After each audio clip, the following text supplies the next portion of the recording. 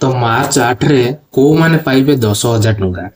तो जदि आपण माने जदि सुभद्रा योजना रे फॉर्म अप्लाई कर साचंती बा जणे हिताधिकारी अटंती, जदि आपण माने गोटे भी किस्ती पाई नांती, प्रथम किस्ती पाई नांती, तो जो चतुर्थ पर्याय टंका गला सेटारी मध्य आपण माने पाई नांती, तो आपण मानकू एका बेले 10,000 टंका मिले पे जाउछि।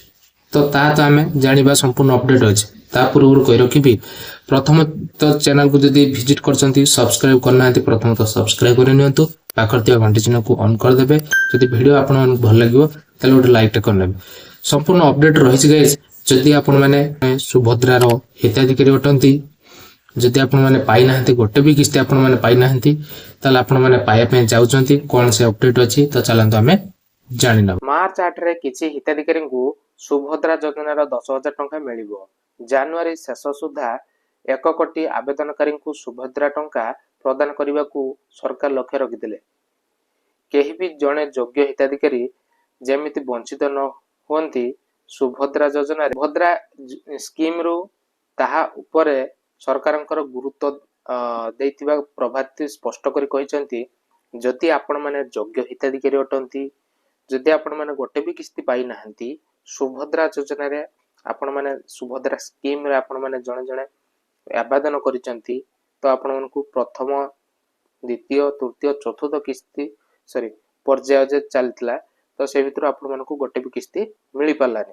कोन पाई मिली पालानी ना आपणकर एनपीसीए क्लियर नथिबो, तो आधार लिंक नथिबो, ए सब कारण वशत आपणकर बा ई केवाईसी आपण माने करि नथिबे, ए सब कारण पाई तो मिली नथिबो। जदि बा आपणकर ठीक थिबो अबा मिली नथिबो, कोनसी मिसमैच सकासे हो बा कोनसी ट्रबल आपणकर रहि थिबो, तो जहाँ भी हो आपण मानकू मार्च 8 रे आपण मानकू 10,000 टका मिलिया को जाउची। जदि आपण माने जणे योग्य हिताधिकारी अटंती, सुभद्रा टंका पाई नथांती, ताले आपण मानकू मिलिया पे जाउची। आउ कोन अपडेट रहिची तो चलंत हमें जानि नबा। तेबे सबुठु बड़ कथा हेउची किछि महिला को 10,000 टंका मिलिबो। सुभद्रा योजना रे अनेक महिला अप्लाई करथिले मध्य सेमानकू एजावत टंका मिली नाही। तो कौन पाई मिली नाही आपण मानकू तो म जणे देछि, आपनकर एनपीसीए क्लियर नथिबो बा ई केवाईसी आपण माने करि नथिबे बा आपण अन्य किछि बायोमेट्रिक समस्या रहितै पारे, तो जा पर आपण मानकू मिली नाही। चतुर्थ पर्याय रे एही टंका मिली पारे बोली सेमाने आशा कर रखिसंती।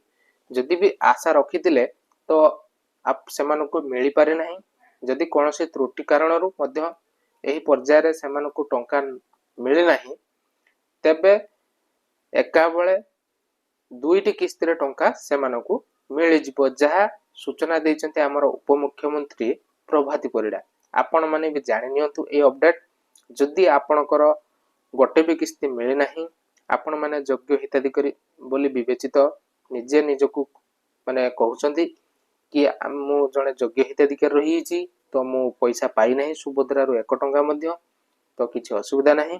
आपण मानकू ए जे आछि मार्च 8, तो सेथिरे आपण मानकू पूरा 10,000 बा दुईटी किस्ती आपण मानकू मिलिया को जाउची। तो आउ कोन इन्फॉर्मेशन देइछन्ते हमर उपमुख्यमंत्री प्रभाती परिडा, चलंतु हमें जो माने तो प्रथम किस्ती पाई साचंती 5,000 टंका, सेमानको मार्च 8 रे तो मिली 5,000 टंका, टोटल ऊपर 10,000 टंका। जो मान भी पाई नाहंती सेमानको भी 5,5 10,000 टंका एक बेले मिलबा को जाउची। आ आपनकर एनपीसीए जदी क्लियर नथिबो, आपण माने एनपीसीए क्लियर करे दियंतु। आपनकर डीबीटी वगैरह जदी लिंक नाही, आपण माने बैंक रे मध्ये चेक करि परिबे। जदी आपण माने ओटीपी माध्यम रे जदी कोनोसी जनसेवा केंद्र रे आपण माने ओटीपी माध्यम रे ई केवाईसी करे नै जंती, तो सेटा आपनकर काउंट होबो नाही बा सेतरे गणति होबो नाही, तो सेटा रिजेक्ट हि होउची। तो आपण मानकू कोन करे पे पड़िबो ना, प्रथम तो आपण मानकू फिंगर द्वारा ई केवाईसी करे पड़िबो ना ना आई स्कैन करिकि। आउ कोन को अपडेट रहिला ना, आहुरी मध्ये जो माने सुभद्रा रे आवेदन करि नाहंती सेमाने मार्च परे आवेदन कले सेमानकू 10,000 टंका मिलिबो। सही परि मार्च 30 रे आवेदन कले भी एकाथरे मिलिबो सुभद्रा रो दुईटी किस्ती। शेष योग्य हिताधिकारी आवेदन न कला जाय चलिबो पंजीकरण बोली सरकार तरफ बड़ सूचना रही। तो गाइज मु पूर्वर मध्य कहि सारिछि, शेष हिताधिकारी बा योग्य हिताधिकारी न मिलिबा पर्यंत आपण मानकू सुभद्रा जो फॉर्म आपण माने अप्लाई करथिले ताहा बंद हबो नाही। आपणकर जदि भी बयस हि 21 वर्ष, तो आपण माने चाहिने मध्य सुभद्रा योजना रे अप्लाई करि परिबे। आउ 10,000 ଟଙ୍କା ଆପଣ ମାନେ ମାର୍ଚ୍ଚ 8 ରେ ପାଇପାରିବେ। ତ ଏଇ ଥିଲା ଛୋଟିଆ ଇନଫର୍ମେସନ। ଯଦି ଆପଣଙ୍କୁ ଭଲ ଲାଗିଥିବ ତାହେଲେ ଲାଇକ୍ କରିବା ସହିତ ଚ୍ୟାନେଲକୁ ସବସ୍କ୍ରାଇବ କରିଦେବେ। ତ ନମସ୍କାର, ଜୟ ଜଗନ୍ନାଥ।